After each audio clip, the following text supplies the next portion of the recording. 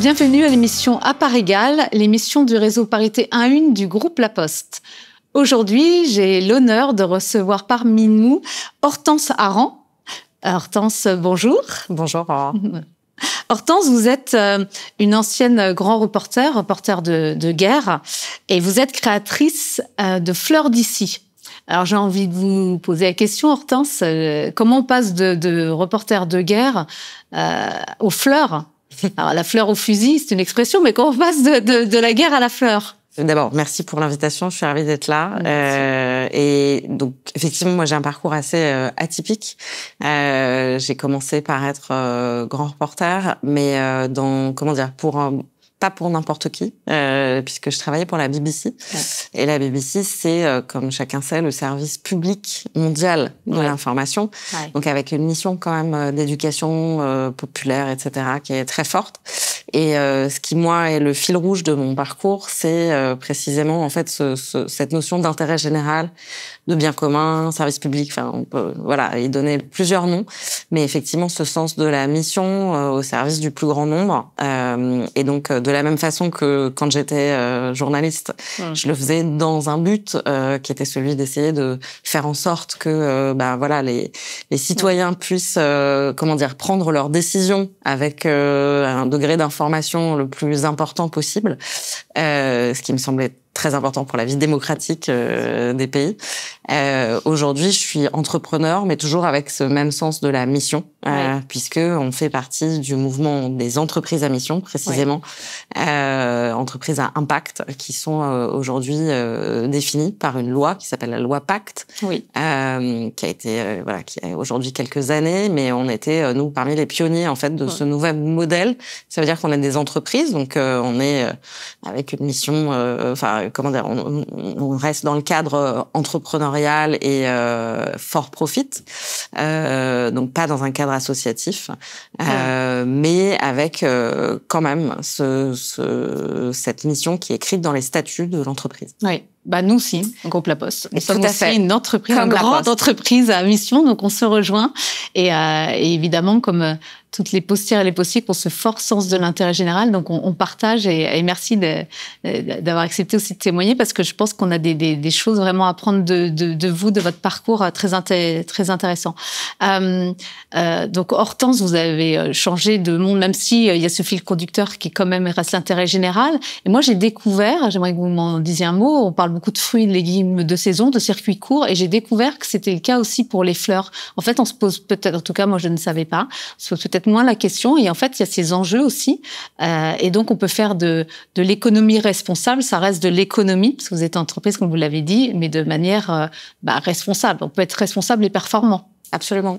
Au contraire, nous on fait partie justement de cette nouvelle génération effectivement d'entreprises qui mettent l'impact et la performance au cœur de leur ADN, puisque nous précisément l'ambition va au service du déploiement de la solution qu'on a créée. Donc effectivement, vous l'avez dit, nous on s'est concentré au départ sur un premier marché qui est celui de la fleur.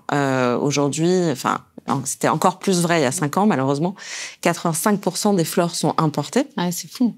De pays en voie de développement, essentiellement le Kenya, la Colombie, l'Équateur, l'Éthiopie aussi. Et elles sont cultivées dans ces pays souvent par des femmes ou des enfants, donc dans des conditions sociales pas terribles. Puis elles sont transportées dans des avions cargo réfrigérés jusqu'en Hollande, où ensuite elles sont redispatchées en camion vers les pays de consommation. Donc bien souvent en fait les gens me disent mais moi j'ai pas la main verte, mes fleurs elles fanent. Je leur dis non mais ça n'a rien à voir avec toi. C'est que tes fleurs, elles arrivent chez le fleuriste, elles ont déjà 10 jours de cueil. Elles ont été cueillies 10 jours avant. Donc, incroyable. Donc elles sont réfrigérées, elles sont subies des traitements pour être à peu près présentable, mais voilà.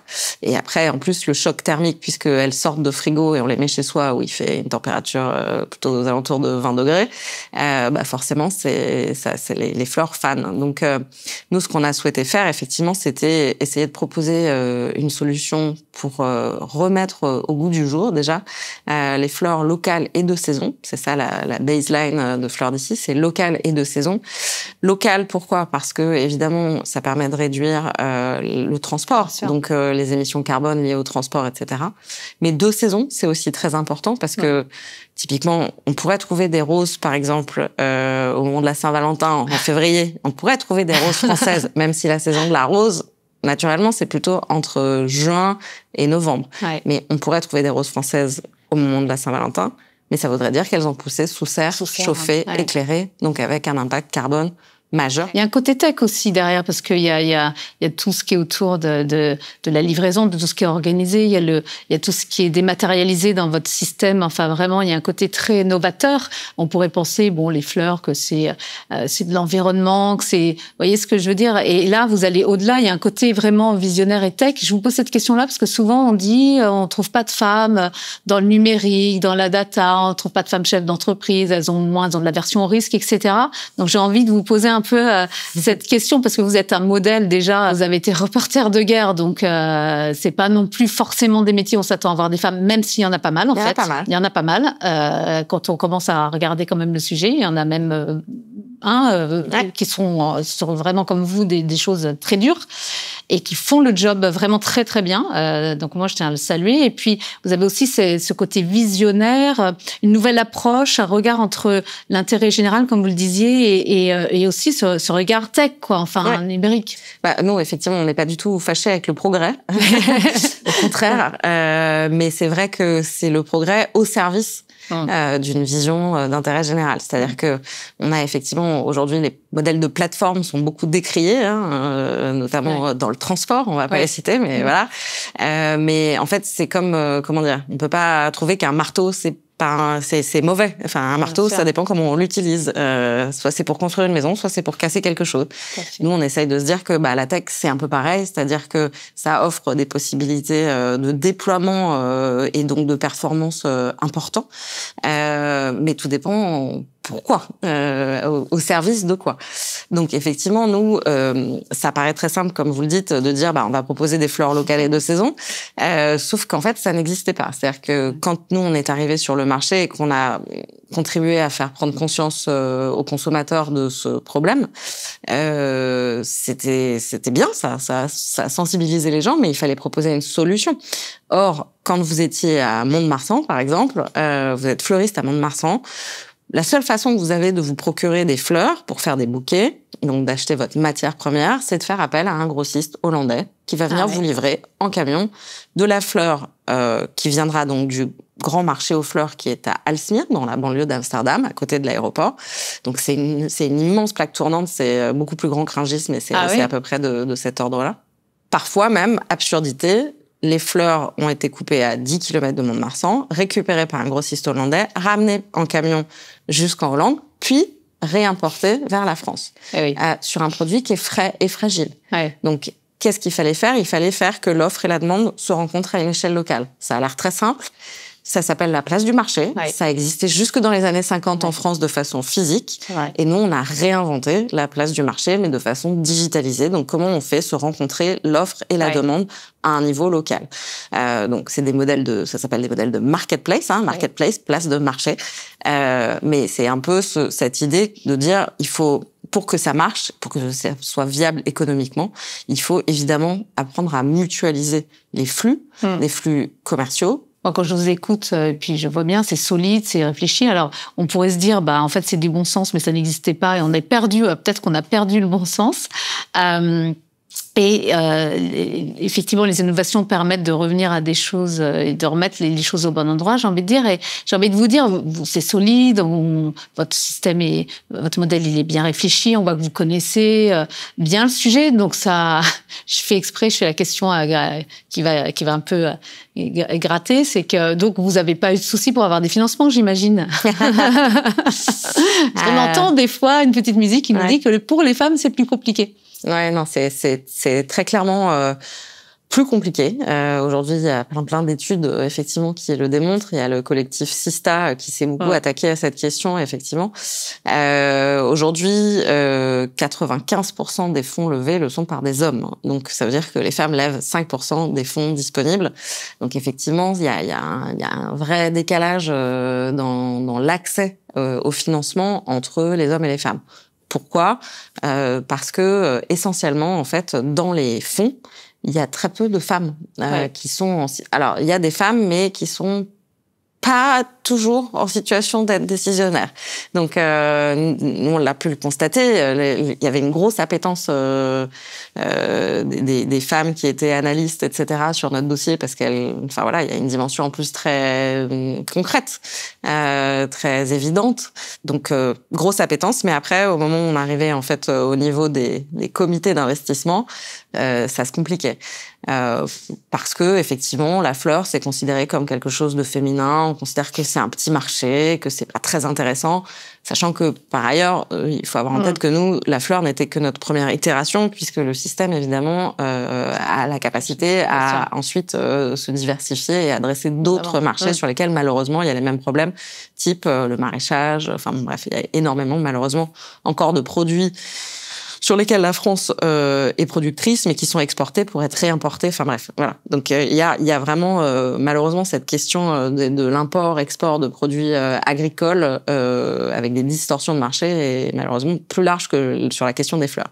Mais effectivement, comme on avait choisi d'adresser en premier ce marché-là, pas parce que, pas parce qu'on est des filles et qu'on trouvait que c'était joli et qu'on voulait jouer à la marchande de fleurs, mais plutôt parce qu'on s'est dit, c'est du frais, c'est du fragile. Si on arrive à gérer les questions de logistique sur un produit qui est aussi exigeant, on saura le faire sur à peu près tout. Parce qu'en gros, même la marée, même le poisson, c'est quelque part probablement plus facile que de faire de la fleur qui doit voyager en eau. Enfin bref, il y a des contraintes logistiques très complexes autour de ce marché-là.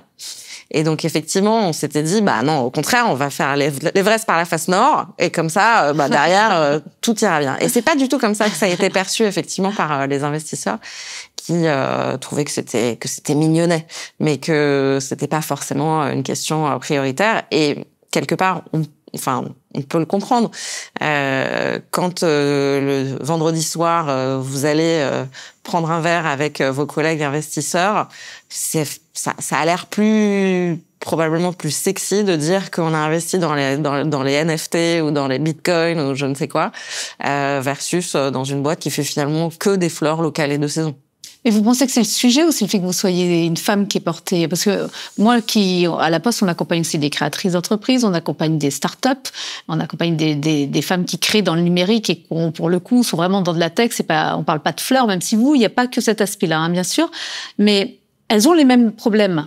Elles parfois sur des sujets vraiment de financement et de technique, j'entends. Et elles ont les mêmes problèmes que vous. Donc j'ai l'impression que c'est pas tant le sujet que le porteur ou la porteuse. Je pense que déjà les femmes et les hommes ne parlent pas la performance de la même façon. Et c'est vrai que moi, d'ailleurs, c'est quelque chose sur lequel je suis allée chercher de l'expertise sur comment est-ce que je devais apprendre à parler cette langue de la performance avec un accent plus masculin. Donc, effectivement, il y a ça. Et c'est pas parce que, il n'y a pas de discrimination, intentionnelle. Je pense que c'est des biais de genre, en fait. C'est-à-dire qu'on voit bien comment ça se passe quand vous êtes en comité d'investissement. Typiquement, il y a des projections qui se font. Et c'est plus naturel de se projeter sur quelqu'un qui est du même genre, du même sexe, que quand il y a la barrière, entre guillemets, du genre, du sexe, c'est moins facile de se projeter sur quelqu'un. Et donc, à nouveau, il y a beaucoup d'études qui ont été faites sur ce sujet. C'est sans doute ça qui explique. Et puis, il y a aussi le fait que on voit quand même si les femmes se saisissent de sujets très tech, il n'y a pas de question là-dessus, mais il y a aussi tout un pan, notamment justement dans les entreprises à impact, dans tout ce qui est l'économie sociale et solidaire, etc. Donc autour des aspects du care. Qui sont plus spontanément portés par des femmes et qui sont pas adressés par des hommes. Mais c'est vrai que moi, j'étais très frappée au départ en me disant, mais vous avez l'impression que les fleurs, c'est un sujet féminin, mais du coup, le marché de la lessive, c'est pas intéressant parce que c'est un sujet féminin. Mais vous regardez la taille de Procter & Gamble. Et donc, c'est vrai que il y a quand même un certain nombre de biais sur les produits, quoi. Et du coup, sur ces biais, est-ce que vous pensez, enfin nous on y croit un peu en tout cas dans le groupe, c'est pour ça qu'on le fer de lance, c'est vraiment d'arriver à de la parité à tous les niveaux et dans la société. Et cette parité, se dire autant d'hommes ou de femmes, en tout cas avoir cette mixité partout et d'avoir d'ailleurs des hommes aussi dans des milieux où il y a plutôt des femmes. Est-ce que vous pensez que si on arrivait à cette parité aussi dans le monde des banques d'investissement, il y aurait une approche différente et ça permettrait notamment d'accompagner différents types de projets. On peut le penser d'aller jusque-là? Moi, j'en suis absolument certaine. Je pense que c'est ça la voie. C'est effectivement, il faut qu'il y ait plus de femmes investisseurs, investisseuses. Et d'ailleurs, il y a tout un travail qui est fait, notamment par Sybille Lemaire, autour de ces questions de justement comment est-ce que les femmes doivent réinvestir la question d'argent et la sphère de l'argent, qui est une sphère qui est restée malgré tous les progrès de la société, malgré la parité, malgré le fait que les femmes travaillent, etc. Les questions d'argent continuent à être des questions qui sont essentiellement traitées par les hommes. Les questions de patrimoine. Pas les questions d'argent du quotidien, évidemment, mais les questions de patrimoine continuent à être quelque part la chasse gardée des hommes. Et c'est vrai que c'est des sujets sur lesquels il y a encore du travail pour faire en sorte que les femmes soient plus à l'aise sur ces questions d'argent. Et notamment pour l'indépendance économique qui permet aussi d'être indépendant tout simplement et de s'affranchir ou d'être libre. On sent que c'est des questions importantes effectivement et ça nous. Alors nous à la Poste on fait attention en tout cas à avoir une égalité de salaire entre les femmes et les hommes et c'est le cas, mais on sent que malgré tout il y a encore des études récentes qui montrent qu'il y a encore un décalage de rémunération notamment alors plutôt côté salarié mais entre les femmes et les hommes et que les hommes ont moins tendance ne savent pas trop négocier, pas trop, il semblerait, ou en tout cas, il n'y a pas la même approche. Est-ce que vous ressentez ça aussi? J'ai entendu quand vous disiez, on est obligé un petit peu de prendre des codes d'hommes pour négocier, que la performance, on met pas la même chose derrière. Je trouve ça intéressant parce que est-ce que les femmes doivent prendre les codes des hommes ou est-ce que les hommes doivent s'ouvrir aux codes des femmes? C'est une vaste question. Qui suis-je pour répondre? Oui, non, mais je pense que c'est un peu, il faut de l'hybridation. C'est-à-dire que précisément, je pense que un bon modèle, c'est un modèle où effectivement, les femmes, se familiarise parce que ça va se faire comme ça. Enfin, il faut faire un peu d'emprisme. Donc, au départ, on n'aura pas trop d'autres choix que d'apprendre sans se renier, mais d'apprendre en tout cas à avancer avec les codes qui sont ceux qui sont actuellement disponibles. Et progressivement, bien sûr, que je pense que c'est ça qui va faire évoluer la culture de l'autre côté aussi. Donc, moi, je pense que la vérité est au milieu, comme toujours. Et c'est pour ça que je vous rejoins, ça quelque part au milieu. Nous, en tout cas, dans le groupe La Poste, c'est pour ça qu'il y a aussi ce réseau. On pense qu'il y a cette mixité, cet apport mutuel, ces visions complémentaires. Et c'est là où on est performant. D'ailleurs, il y a des études qui le montrent très concrètement. C'est pas moi qui le dis, mais il y a des études qui le montrent très concrètement. Je voulais vous poser une question un peu taquine, on va dire. C'est plus dur d'être sur les fronts de guerre ou d'être là à essayer de négocier pour son entreprise, d'aller chercher des fonds? Sans conteste, la deuxième option. D'accord. Non, c'est beaucoup plus difficile. J'ai fait effectivement un métier qui est pas particulièrement féminin et qui est pas, voilà, j'ai fait aussi un petit peu de politique. C'est pas non plus donc c'est pas très non plus facile. un milieu, voilà. Et je trouve que la sphère de l'argent est la sphère encore aujourd'hui très hostile aux femmes. Ah oui, c'est un peu chasse gardée. Ça reste encore quelque chose de très masculin, ouais. D'accord. Est-ce que vous avez un rôle modèle, vous, Hortense? Parce qu'on parle souvent de rôle modèle. S'il y a quelqu'un qui vous inspire, qui vous a inspiré? Alors moi, j'ai la chance d'avoir un rôle modèle assez proche de moi, qui est ma tante. Ma tante, c'était la fondatrice des laboratoires Enobiol. Ah oui, très bien. Le docteur Marie Béjot, donc qui a monté son entreprise il y a plusieurs dizaines d'années. Et à l'époque où, effectivement, être une femme chef d'entreprise, c'était pas très, très commun. Et en plus, avec une mission d'apporter du bien-être aux femmes par les plantes, la phytothérapie, etc. C'était un pionnier de la phyto. Donc, j'ai eu la chance, effectivement, de voir que c'était possible, en fait. Enfin, de savoir qu'on pouvait être une femme, avoir 4 enfants, puisque c'est son cas, et être une chef d'entreprise accomplie. Et donc, c'est vrai que c'est quelque chose qui, je pense, à mon insu, m'a beaucoup influencée. De savoir que quelqu'un que tu connais l'a fait. C'est essentiel. Et donc, effectivement, moi, je pense que les rôles modèles, enfin, le fait d'exposer, en fait, de dire aux gens, c'est possible, c'est majeur, effectivement, et de pouvoir inspirer des générations à venir sur le fait que, oui, ça existe. Vous aviez un conseil à donner à des jeunes femmes, ou pas que jeunes d'ailleurs, et même à des hommes d'ailleurs qui nous écoutent, ce serait quoi? Pour faire comme votre tante. Et comme vous.